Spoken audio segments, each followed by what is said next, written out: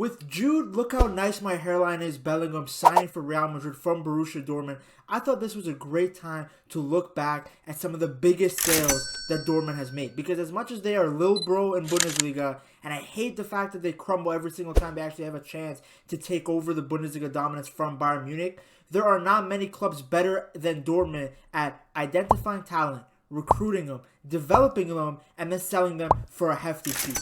So join me as we look back and look at some of the biggest sales that Dortmund made, and let's see where those players are now.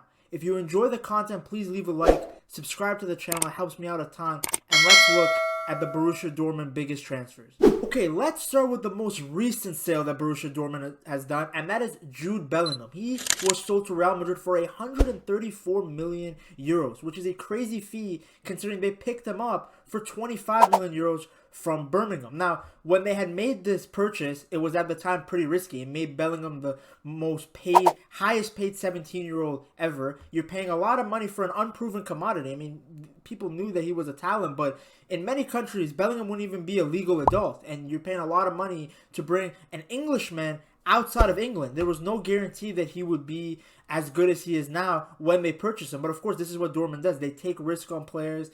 They back themselves in terms of knowing that when they bring him to Dortmund, they bring him to the Bundesliga, they can develop him into high-end talent. And now Jude has the potential to become one of the best center mids in world football. He's only 19 years old. He's already captained Dortmund in big Champions League nights, Bundesliga games. He has all the potential in the world, playing in a position where you traditionally get better as you age. But it's just another piece of great business done by the boys in black and yellow. The Ousmane Dembele sale is one of the best pieces of business that Dortmund has done, and let me explain why. In that same transfer window, Neymar ended up going to PSG for a fee north of 220 million euros. So he completely disrupted the market. Bartomeu and the other incompetent members of the Barcelona board decided it was a good idea to use a huge chunk of that money and purchase Ousmane Dembele. Now, Ousmane Dembele at the time was seen as an incredible talent. In fact, there was a large group of people that thought he might be a bigger talent for the French national team and for French football as a whole than Kylian Mbappe because of Dembele's unique profile and that he was incredibly fast, very skilled, and equally good with both feet. It was such a unique profile that a lot of people thought he can be the next big thing. And if you look at his stats for Dortmund in his debut season, he had 10 goals and 21 assists. His connection with Pierre-Emerick Aubameyang was incredible. Dortmund was scoring goals for fun, having scored 72 goals in a Bundesliga season.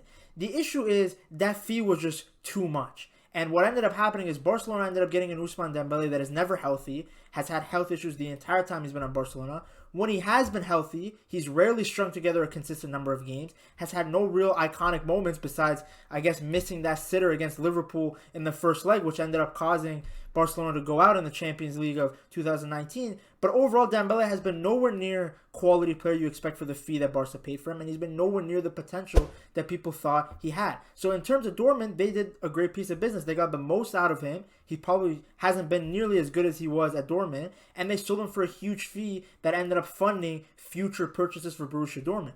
From Dortmund's perspective, it's one of the best pieces of business we've ever seen, and for Barcelona, well, it was just a straight-up modern-day robbery. The Sancho sale is one of the sadder ones I've seen from Dortmund, mainly because when he was at Dortmund, he was one of my favorite players to watch. In a time of modern football where players just seem robotic, watching Sancho, I was like, finally, a player willing to use flair, take risks, dribble past players. He was so entertaining to watch. But unfortunately, he just looks like a shadow of himself at Manchester United, has looked nowhere near the quality that we saw at Borussia Dortmund. And his story at Dortmund is one of many young talents. When he was at Manchester City and in England, he was a relatively unknown talent. He ended up leaving the academy, and when he joined Dortmund, nobody had really heard of him. And he developed really well there. Over 100 goal contributions in 137 appearances. He went from being a nobody to being one of the most talented and sought-after prospects in world football. That's why Manchester United paid 85 million euros for him, because they thought that he's going to be the player that's going to elevate United to the next level. But unfortunately, that hasn't occurred. Now, can it happen? Of course it can. But unfortunately, it reminded me of a story of another Borussia Dortmund player who ended up going to Manchester United, and that's Shinji Kagawa. And I hope it's not the same tale as him, but we've seen the story before. Somebody who's incredibly talented, puts together a string of incredible seasons in Bundesliga and for Dortmund, but as soon as they leave, they're just not the same player that we saw there. How can we talk about Borussia Dortmund sales and not mention the fifth biggest sale in their history? Erling Haaland. Haaland joined City in the past summer after City triggered his release clause of 60 million euros, and well, the rest is history. Incredible signing, probably signing of the year, pivotal to City winning the treble, and his track record at Dortmund was equally impressive. I mean, 85 goals and 23 assists in 88 games. He was good on Salzburg, but being at Dortmund really put him on the map even more. Those iconic Champions League games that he had, especially the one against PSG where he rattled them so hard that they had grown men like Neymar and Mbappe mocking a young kid's celebration.